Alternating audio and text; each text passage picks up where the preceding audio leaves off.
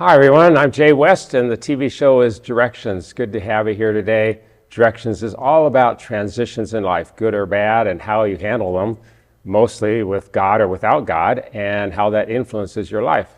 My special guest today is Julie Bowes. Hi Julie. Hi Jay. Good to have you here. Thank you, good to be here. I met you through your current husband, is that Yes. correct? Is that how we first met? Absolutely. And you grew up a Schenzel. I did. I am Ty Schenzel's only sibling. Okay. And Ty, for those that don't know, Ty and Terry Schenzel, they were very predominant in the Omaha community. First on staff at what was Trinity Church, now Lifegate Church, as youth pastors. And then my brother and his wife founded the Hope Center for Children 26 years ago in North Omaha. Did you guys grow up here or somewhere else? We grew up in Fremont. In Fremont. Ty and I are Fremonters. So you're a Nebraska native. I am a Nebraska native. I'm a Kearney State. I'm dating myself. Now it's University of Nebraska at Kearney. But went to Kearney State right out of high school, majored in business. And my first career job was back in Omaha. Omaha, Fremont, I consider home. So you said you're dating yourself, but you also date your husband, right? Yes. Yeah, that's a different kind of dating. We dated a very short time. We'll talk about that in a minute. Yes. I want to talk about the Schenzel family. Yes. One of the transitions in your life was the sudden tragic death of your brother and his wife. Yes. Do you want to share anything about that and how that affected you? Yeah, it was a huge loss. In the very end of 1999, my first husband and I moved to Orlando. It was a career move for him and a transition that we felt was the right time to make for our family. So we left Nebraska, went out to Orlando, and lived there for 20 years. All our children went to Florida high schools, Florida universities. So it was a very big part of our children's lives. Sadly, in 2015, two horrific things happened in my life, actually culminating on the same day. My first husband and I went through a divorce after 30 years of marriage. And on the day I went to sign the divorce papers was the same day my brother and sister-in-law were killed in a car accident, a horrific car accident. Yeah. And the car accident was not even here, it was South Dakota? They were traveling up to Mount Rushmore with their dear friends, the Peters, who were newlyweds. They had done Emily and Ryan's wedding the year before, a destination wedding. And they were going up to Mount Rushmore after my nephew's wedding, just to have a time of refreshment after the wedding. It was 12 days after the wedding of their youngest child, Turner, and they must have been behind either a semi or an RV where they didn't have line of sight of the passing lane.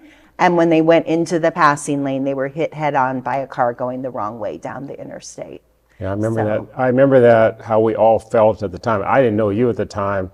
I remember going to the funeral. I remember some of the feelings. And part of that feelings was because in 1997, I was in a major car accident with a semi-truck as well. And so it hit and I could have died that day. Yes. And so a lot of those memories come flooding back. Absolutely. And the other thing was for Ty, you may or may not have known this, I had an appointment scheduled with Ty exactly 1 week later. Oh my goodness, I did not even know that. Our first time to meet in person. Yes. We had casually met social media or whatever, said hi and occasionally at an event, but didn't know each other. So the meeting was set. So that was kind of like, oh, I'll never get to meet this guy. You know? So yeah, those two horrific things happening on the same day, August 20th, 2015, they definitely took me to a place where I was like, really, God? Why do you think I can handle both these things at one time? Because it was just... So you're separating from your previous husband and your brother and sister-in-law all on the same day. Yeah. It in different states for different reasons. And obviously the divorce was a slow bleed and wasn't out of the blue, but nonetheless still very tragic in its own right. And then this horrific. So how did you handle that internally? Did you have friends in Florida that were a support? Did you just pray a lot? Did you go into seclusion? What was your I definitely had an amazing friend support system in Florida. I remember the day we got the news, which was the morning after the accident, I had a steady stream of friends throughout the day coming and being with me. And then one of them spent the night, took me to the airport to fly home for the funeral. I was so surrounded with love by my friend group. And I already knew I had good friends, but then when something horrific happens like that, it takes your friendship to a new depth. Right. And then in the divorce, I had friends in Florida that were just so intentional about still including me in things where you might feel a little awkward as a single person, having been a married person for 30 years.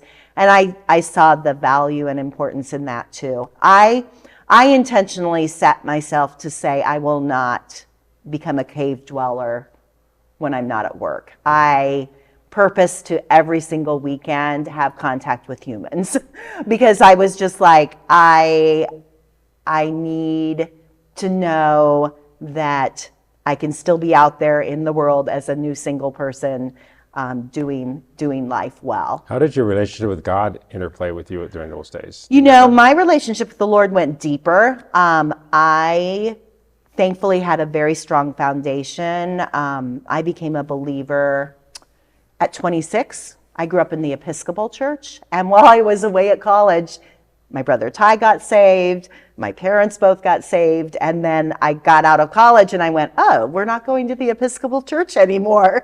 We're going to this somewhat interesting church that goes an hour and a half out in West Omaha.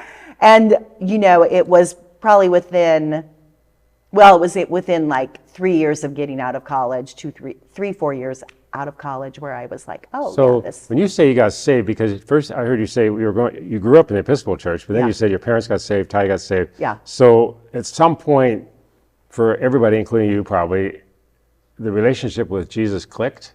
Well, at the Episcopal Church, it was very much religion. Okay. It wasn't ever about a personal relationship with Jesus. Okay. And so when I would start going to this new church my family was going to, Pastor Murdoch was the pastor, I started hearing for the very first time about being born again, about repenting and turning from your sin and having a Savior that would cover all of that sin.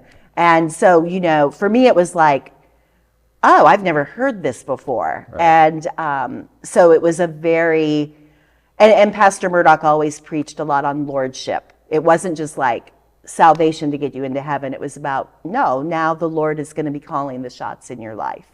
And so when tragedy hit, it was like, none of this has happened without the permission of God. Have people made sinful choices? Yes, like my ex-husband, which I will not go into detail. Have they gotten off the path? Have they made mistakes? Yes. Is that causing pain? Yes. But in all of it, God sees me. God has me. And so, yeah, my faith, I did not question my faith. It went deeper. Oh, that's good. Yeah. I'm going to go back just for a second to Orlando. I'm just curious if you'd ever heard of a place, because you lived there a long time and I didn't know that, a place called Pine Castle United Methodist Church. You ever hear of that place? Yes. Just curious, because I had an interview there once in 2001. They flew me in, and it was a long story. And we came this close to moving there because it was after we came here for a year, the school that we came to help closed, and I was offered this position there, walking in the door with $110,000 plus what would have been a salary for Diane, plus free tuition for our son all the way through high school. Wow. It was and the snow was this high in Omaha. Yes. And I had no job, and Diane had no job, and we had nothing, and God said, stay in Omaha.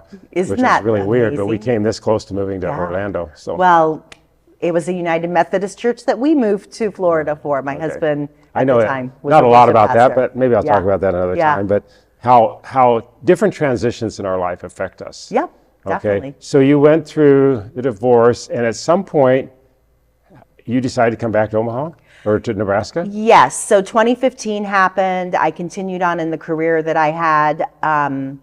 In 2018, my youngest graduated from Palm Beach Atlantic University.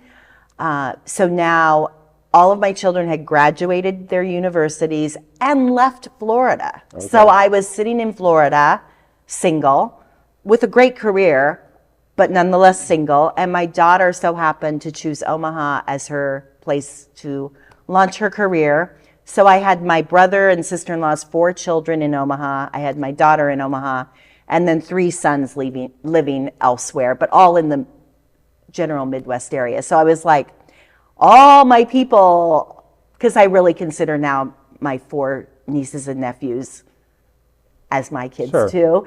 And Ty and Terry would have done the same for me if the roles were reversed. But so of the 8, 5 were in Omaha, and I just felt like I could never replace my nephews and nieces' parents, but I could certainly be a support. And I knew at some time I would move back. I just didn't know when. So the end of 2019, after Christmas, I got notice that my townhome that I was renting was going to be sold.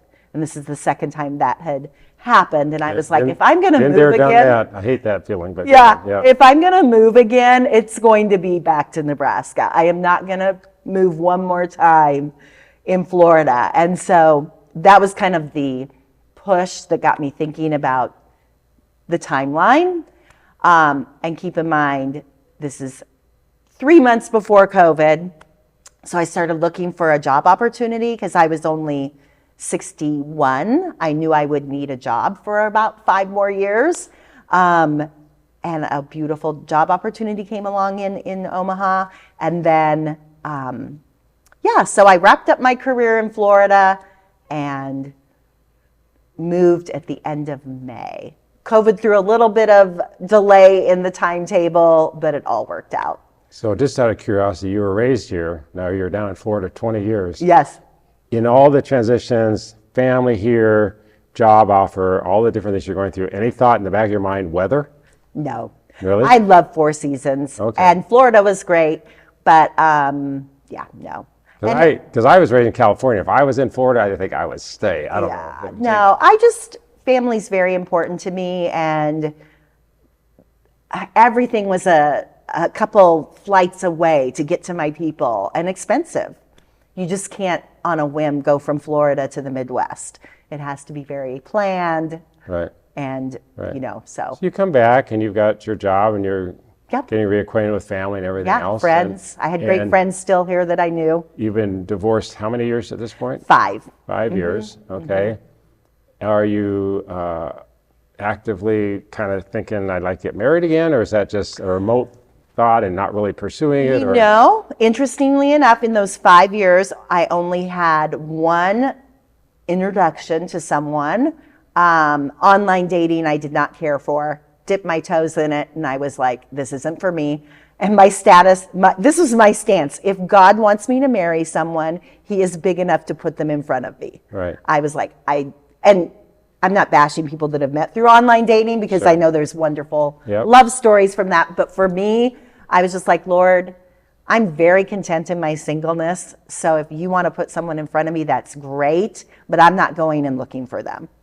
So you are married now. You want to just share how you met Bill? And it's such a good love story. Yeah, let's do it. It's like I'm the girl moving back home, well, the woman moving back home after heartache and tragedy in her family. I mean, it's true. I'm not making it up. But, and then my now husband in March of 20 lost his wife very suddenly to a pulmonary embolism that happened, and she was gone in, the matter of minutes versus what you went through with Diane being a very long illness. So he had been married 37 years, lost his wife, beautiful wife, suddenly. And so that happened in March. Let's fast forward to November. Our beloved Pastor Murdoch passes away. Bill and I are at the same funeral, Pastor Murdoch's funeral.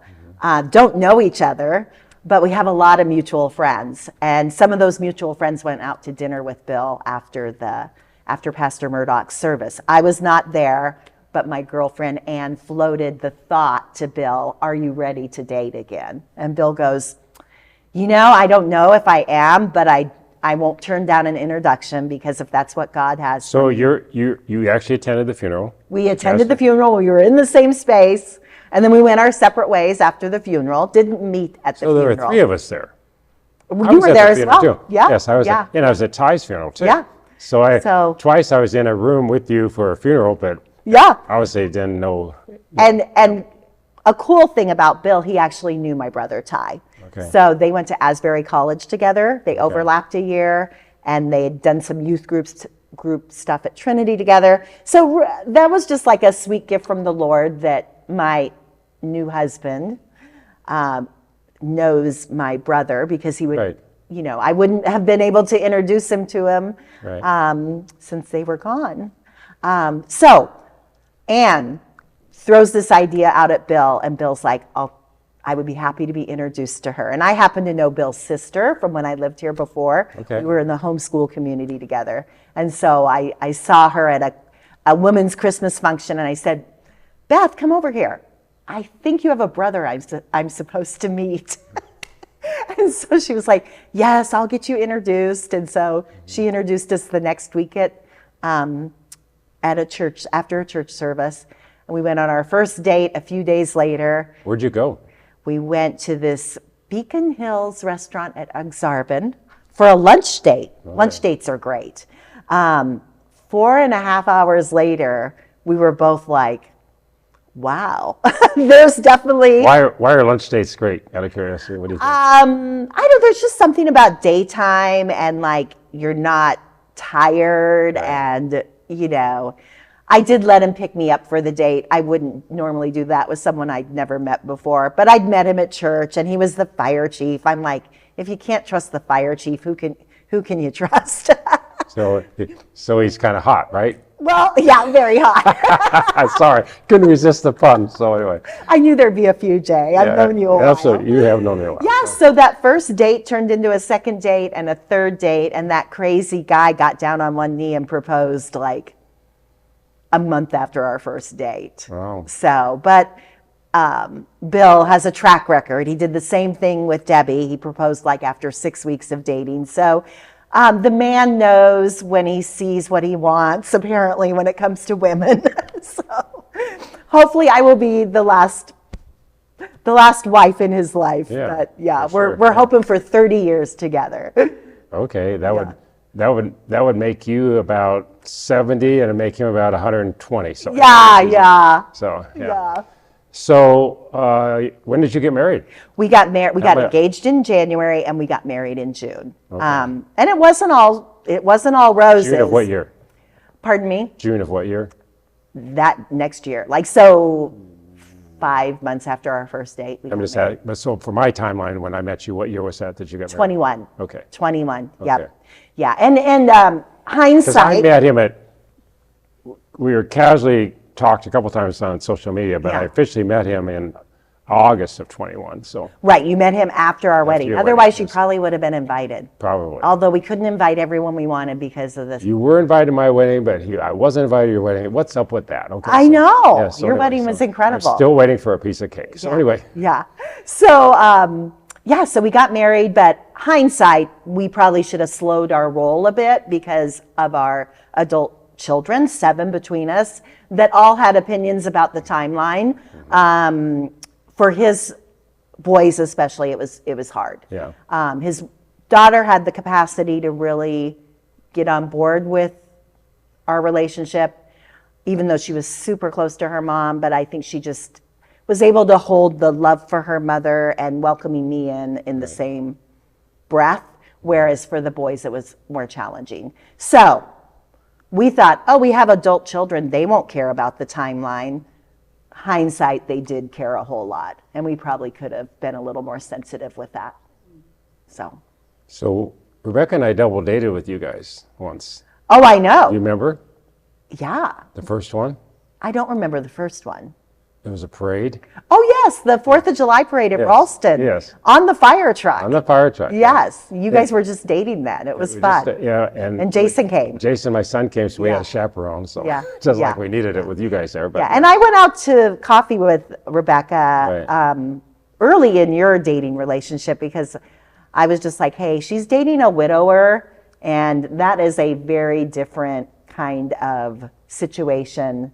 And we went on a walk last night. We frequently walk in the evening. We walked very late last night, much later than normally. But we were talking about you and her because I knew I was interviewing you, and we were talking about the relationship of the wives who are married to widowers, and what that means and how that interplays. So, do you want to share a little bit about how you supported Bill in the early year or two with still the recent death of his wife? Yes. Because that's a transition that other people who are watching might say, how do I do that? I'd like to do that. Or I am married to somebody whose spouse died. How do I do that effectively? I think the first key to success in that really comes from the husband, in that if the husband loves his wife, in this case, second wife, well, and the wife feels secure in that love, it allows us as the wife to really leave space for